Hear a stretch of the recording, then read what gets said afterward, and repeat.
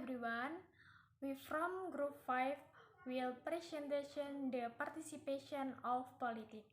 Introduce my name, Francisca Eri Pujastuti, NPM 2112 193, and my name is Novian Widianto, NPM 2019 112 194.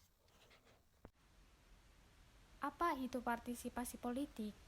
Partisipasi politik adalah bentuk dari keikutsertaan warga negara dalam aktivitas politik masyarakat dan untuk ikut secara aktif dalam kehidupan politik. Nah, dari penjelasan tersebut kita bisa mendapat gambaran tentang partisipasi politik.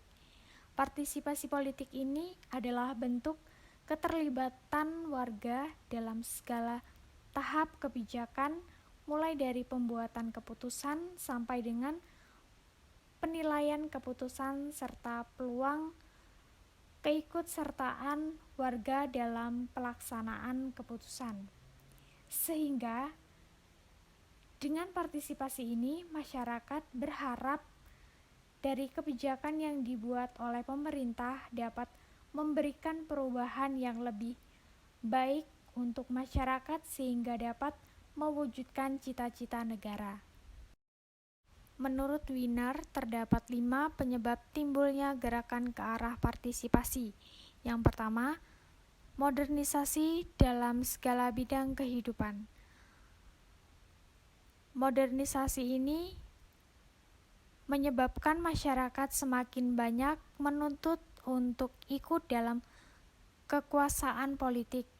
Modernisasi terjadi ketika penduduk kota baru seperti buruh, pedagang, dan kaum profesional merasa mereka dapat mempengaruhi nasib mereka melalui pelibatan dirinya dalam setiap aktivitas pemerintahan, maka dengan asumsi yang telah terbangun tersebut mereka semakin menentukan untuk ikut aktif dalam proses kepolitikan.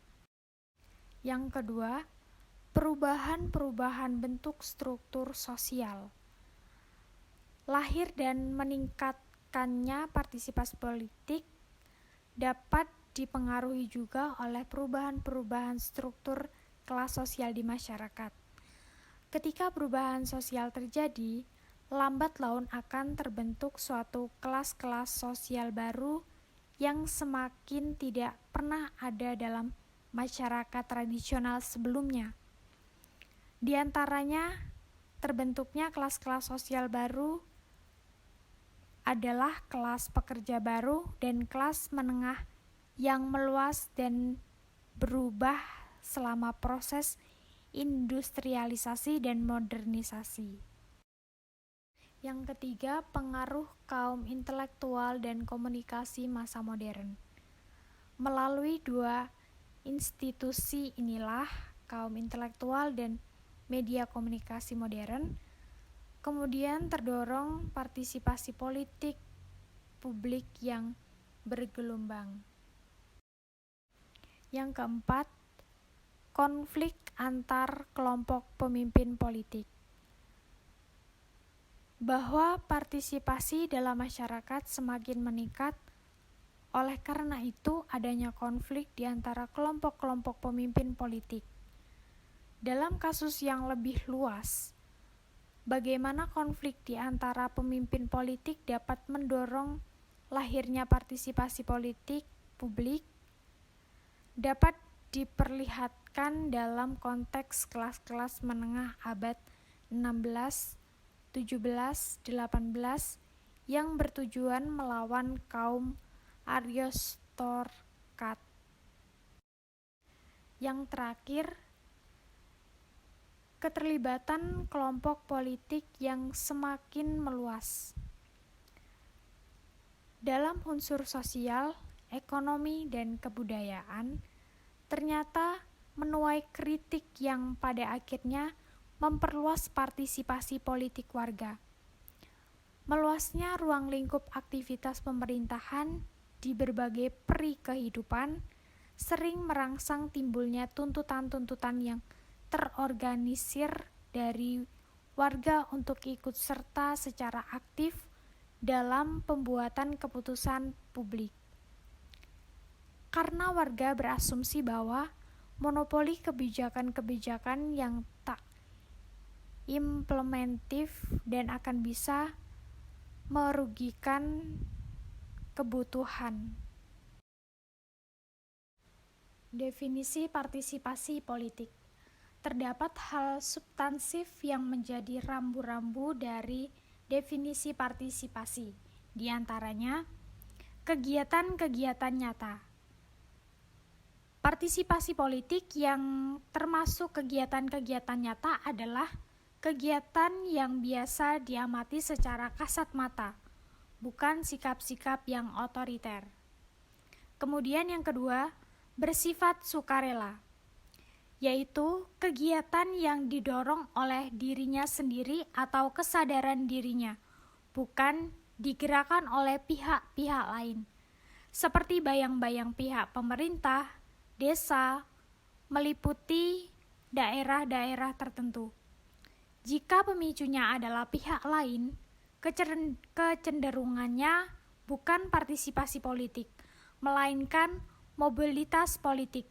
Jika pemicunya kesadaran diri, hal tersebut merupakan partisipasi dalam pengertian otonomi. Kemudian yang ketiga, dilakukan oleh warga negara atau masyarakat biasa, baik individu maupun kelompok masyarakat.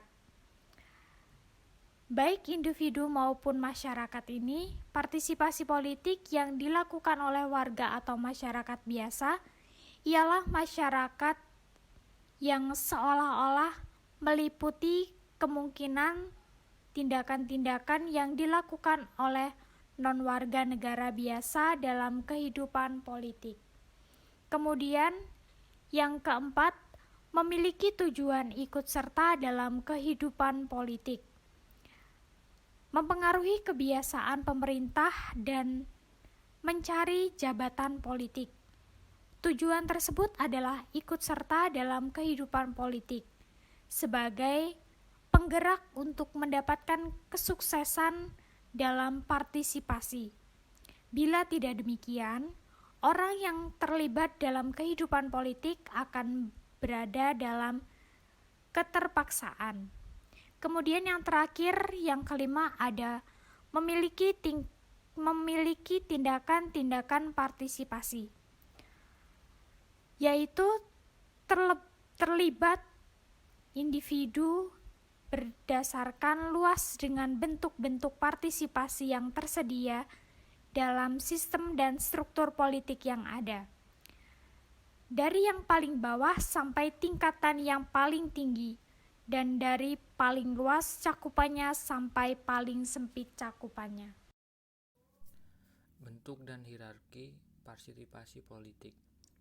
Rush dan Althoff berpendapat bentuk dan hierarki partisipasi politik itu sendiri dalam kerangka konsep secara berurutan, yaitu yang pertama ada voting, itu pemberian suara, itu keputusan yang diambil berdasarkan suara terbanyak. Yang kedua, ikut serta dalam diskusi politik informal, minat umum dalam politik, yaitu merupakan suatu kelompok atau organisasi yang terbentuk karena pertemuan berulang kali.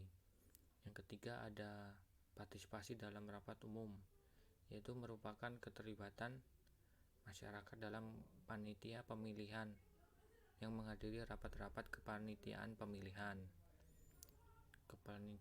dalam rapat tim sukses.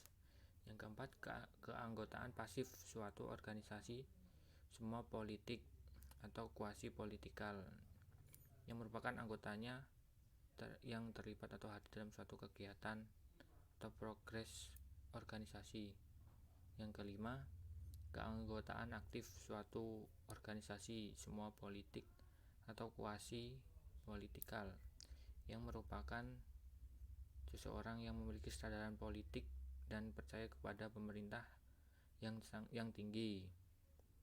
Yang keenam, keanggotaan pasif untuk organisasi politik Ketujuh, keanggotaan aktif suatu organisasi politik. Yang kedelapan, mencari jabatan politik atau administrasi yang merupakan kedudukan atau jabatan organisasi pemerintah yang diisi oleh siapapun, yang PNS maupun bukan PNS. Yang sembilan, menduduki jabatan politik atau administrasi.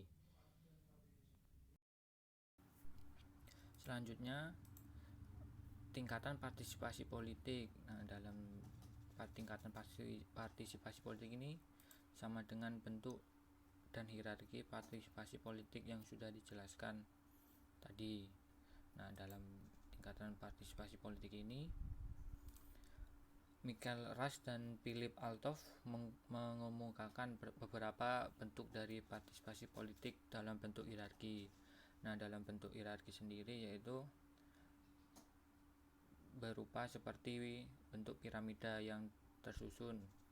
Nah, dari bentuk piramida ini, voting menjadi urutan paling bawah.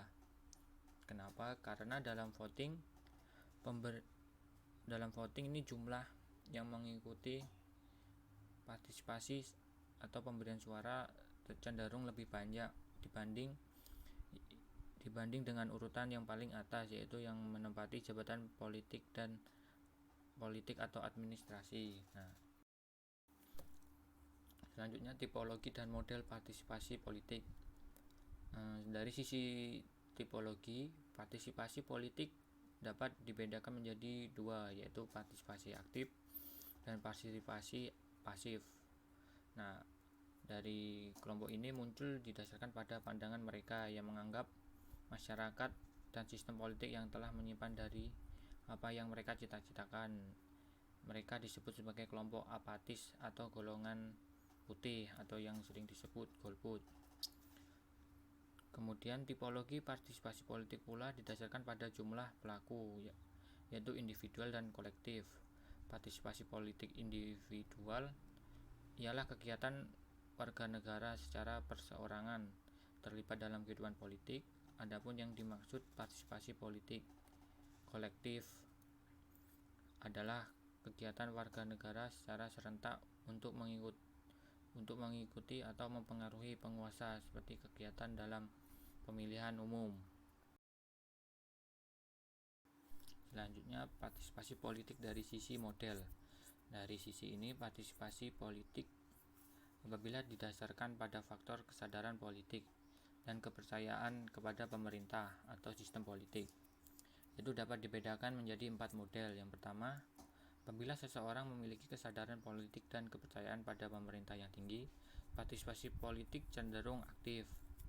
Yang kedua, apabila kesadaran politik dan kepercayaan kepada pemerintah rendah, partisipasi politik cenderung pasif tertekan atau apatis. Selanjutnya, yang ketiga, apabila kesadaran politik tinggi sangat rendah, partisipasi cenderung militan atau radikal pemerintah. Yang keempat, apabila kesadaran politik sangat rendah tetapi kepercayaan cenderung kepada pemerintah sangat tinggi, partisipasi cenderung tidak aktif atau pasif.